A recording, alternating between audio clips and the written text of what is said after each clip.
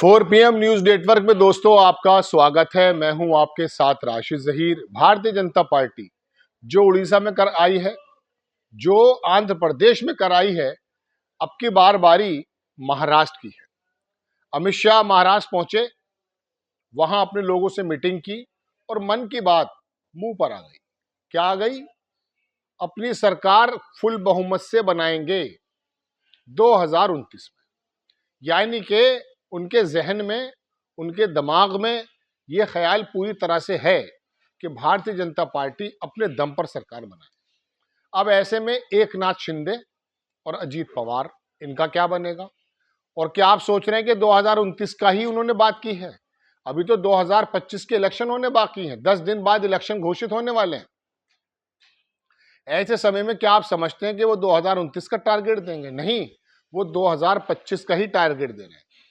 दरअसल महायुति यानी कि अमित शाह की बीजेपी, अजीत पवार वाली एनसीपी और एकनाथ शिंदे वाली शिवसेना, तीनों अगर इकट्ठे होकर के अगर आ गए, हालांकि उम्मीद नहीं लगती है, लेकिन अगर आ गए तो याद रखिएगा अमित शाह इसी 2025 में अपनी फुल बहुमत की सरकार बना लेंगे।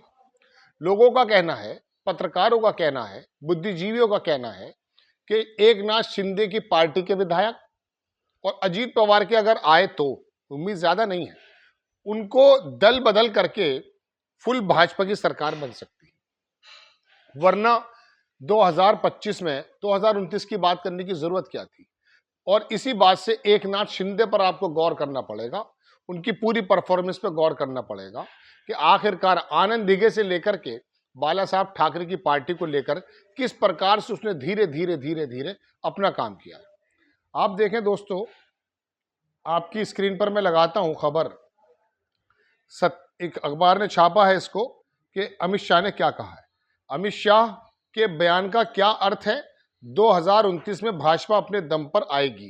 कुछ अखबारात तो ऐसे हैं कि जिन्होंने बहुत ही ज्यादा ड्रामेटिक अंदाज में लिख दिया है, लेकिन ये चूंकि बहुत सीरियस जर्नलिज्म करते हैं तो इसलिए मुझे लगा आपको बताना चाहिए। केंद्रीय गृह मंत्री अमित शाह ने मंगलवार को दावा किया कि एनडीए के नेतृत्व वाली महायुति गठबंधन 2024 में आगामी महाराष्ट्र विधानसभा चुनाव में जीत हासिल करेगा। मुंबई में भाजपा कार्यकर्ताओं से बात करते हुए शाह ने यह भी भविष्यवाणी की कि भाजपा 2029 के विधानसभा चुनाव में अपने दम पर जीत हासिल करेगी। फिर ये महायुति का मतलब क्या है? अपने संबोधन के दौरान शाह ने चुनाव जीतने पर महाराष्ट्र में समान नागरिक संहिता लागू करने के लिए पार्टी की प्रतिबद्धता पर जोर दिया। उन्होंने मुंबई को एक महत्वपूर्ण युद्ध क्षेत्र कहा। केंद्रीय गृह मंत्री ने कहा कि भाजपा का लक्ष्य प्रतिद्वंदी दलों, विशेष रूप से शिवसेना यूबीटी को सबक सिखाना है। लेकिन 2029 की सरकार तो आपको बनाना है। 2025 में भी आप अपनी फुल बहुमत की सरकार कह रहे हैं। और ये नागरिक संहिता लागू जो करने की बात है, आप मेरे उत्तर प्रदेश में कर दीजिए, बड़ी मजबूत सरकार है आपकी। हालांकि उत्तराखंड में तो हो चुका है लगभग काम, आधे से ज्यादा। तो दोस्तों बात यह है कि महाराष्ट्र के चुनाव में ये अमित शाह का जो बयान है वो किस प्रकार से, कह सकता हूं, ऊंट करमट बैठेगा, इस पर 1-2 मिनट मंथन करने की जरूरत है। देखिए 2029 अभी काफी दूर है और 2025 के चुनाव होने वाले हैं। ऐसे समय में एकनाथ शिंदे, जिनके बारे में भारतीय जनता पार्टी ये कह चुकी है कि साहब उनको ही चीफ मिनिस्टर का चेहरा बनाया जाएगा। हालांकि अजीत पवार और फडणवीस साहब इस बात से बहुत एग्री नहीं करते। एक तरफ तो आरएसएस के लोग महाराष्ट्र के अंदर ये मैसेज देने की कोशिश कर रहे हैं कि भविष्य में मुख्यमंत्री देवेंद्र फडणवीस बनेंगे और उनका संगठन काम भी कर रहा है। मैंने आपको 8-10 दिन पहले एक रिपोर्ट बनाकर बताई थी। और अब आकर के कंडीशन यह है कि अमित शाह कह रहे हैं कि सरकार हमारी बनेगी। तो इसका मतलब यह है कि एकनाथ शिंदे को कहीं डिच ना कर दिया जाए। लेकिन क्या एकनाथ शिंदे, जो थोड़े खामोश रहते हैं, इस बात को पहचान नहीं पाएंगे? कोई उम्मीद नहीं कर सकता कि महाराष्ट्र के अंदर बाला साहब की ठाकरे की पार्टी के 2 टुकड़े हो जाएं, और टुकड़े भी ऐसे कि सरकार गिर जाए जब वो सरकार में मौजूद है। इसे उद्धव ठाकरे की शराफत कही जाए या यूं कहा जाए कि शिवसेना का शानदार रोल रहा है। उद्धव ठाकरे ने 2.5 साल से जिस तरह से सरकार चलाई थी, उससे वाकई ये महसूस हुआ था कि तमाम वर्गों को उन्होंने जोड़ने की कोशिश की। और महाराष्ट्र के अंदर आपने महसूस किया कि मुस्लिम वर्ग और मराठा वर्ग दोनों एक साथ हो गए। 2024 के इलेक्शन इस बात का जामीन है, इस बात का सबूत है कि उन्होंने अपनी परफॉर्मेंस से दोनों वर्गों को, जो जमाने से अलग अलग हुआ करते थे, भारतीय जनता पार्टी से पहले महाराष्ट्र का जो विशेष समुदाय है, मुसलमान वर्ग है, वो शिवसेना से दूर भागता था। लेकिन उद्धव ठाकरे के 2.5 साल के शासन में क्या हो गया?